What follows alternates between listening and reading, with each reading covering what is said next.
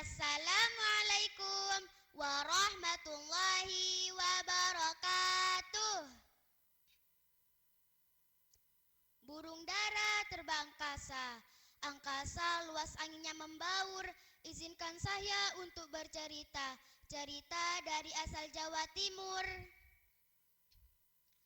Perkenalkan, nama saya Mamluatul Hasanah. Saya kelas 5. Saya dari SDN Purwa Asri 01, Gumukmas, Jember, Jawa Timur. Saya ingin mendongeng dengan cerita yang berjudul Keong Emas, asal Jawa Timur, penulis Dianka. Pada zaman dahulu, di kerajaan Daha, hiduplah seorang raja bernama Kertamarta. Ia memiliki 2 orang putri yang sangat cantik, yaitu bernama Dewi Candrakirana dan Dewi Galuh Ajeng. Candrakirana tidak hanya cantik, tetapi juga berbudi pekerti luhur, sehingga ia ditunangkan dengan pangeran tampan dari kerajaan Kahuripan, yaitu bernama Raden Inu Kertapati. Melihat hal itu, Galuh Ajeng merasa sangat iri, merasa dialah yang lebih pantas bersanding dengan pangeran. Dengan hati yang gelap, ia pergi menemui seorang penyihir jahat untuk mencelakai saudaranya sendiri. Fitnah pun disebarkan. Galuh Ajeng menghasut ayahnya hingga sang raja murka mengusir Candrakirana dari istana. Di tengah hutan, penyihir jahat muncul dan menyihir Candrakirana menjadi seekor keong emas atau siput berwarna emas. Kutukanmu hanya akan hilang jika engkau bertemu dengan tunanganmu, Raden Inu Kertapati. Wah, ha, ha, ha. Wah, ha, ha, ha. Kutuk penyihir itu sambil membuang keong emas ke dalam laut. Suatu hari, seorang nenek tua sedang mencari ikan dengan jaring, menemukan seekor keong berwarna emas yang sangat indah.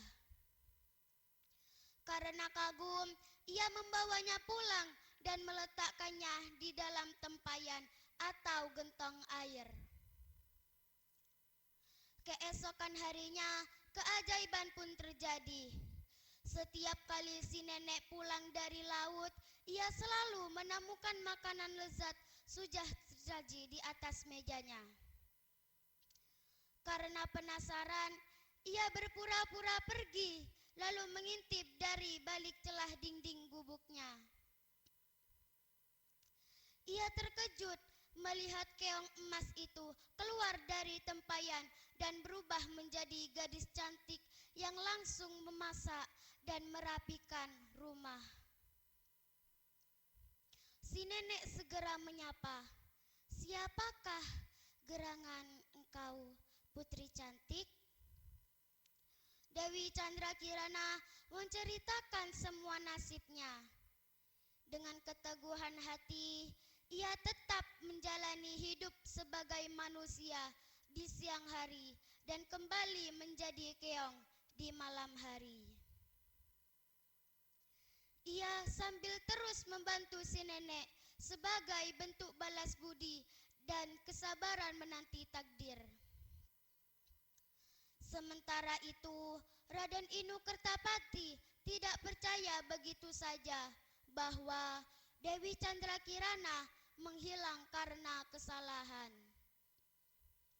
Dengan kesetiaan yang luar biasa, ia meninggalkan kemewahan istana dan menyamar menjadi rakyat jelata untuk mencari tunangannya. Ia berkelana dari desa ke desa, masuk ke hutan-hutan, hingga ia menanyakan keberadaan Dewi Chandrakirana ke setiap orang yang ia temui. Penyihir jahat mencoba menghalangi Raden Inu Kertapati dengan menyamar menjadi burung gagak yang memberikan arah jalan yang salah. Namun berkat ketulusan hatinya, ia bertemu dengan seorang kakek bijaksana yang membantunya memberikan arah jalan menuju desa Dadapan, desa tempat si nenek nelayan tinggal. Suatu siang, Raden Inu Kertapati yang kelelahan dan kehausan mampir ke sebuah gubuk untuk meminta seteguk air. Betapa terkejutnya ia melihat sosok yang sangat ia kenali sedang memasak di dapur gubuk tersebut. Begitu mata mereka bertemu, kekuatan sihir itu pun lenyap selamanya. Dewi Chandrakirana tidak akan pernah kembali menjadi keong lagi. Raden Inu Kertapati membawa Dewi Chandrakirana pulang kembali ke istana. Kebenaran akhirnya terungkap. Galuh Ajeng melarikan diri karena malu dan takut akan hukuman. Raden Inu Kertapati dan Dewi Chandrakirana menikah dan hidup bahagia. Demikianlah cerita ini berakhir. Sampai jumpa di dongeng selanjutnya. Wassalamualaikum warahmatullahi wabarakatuh.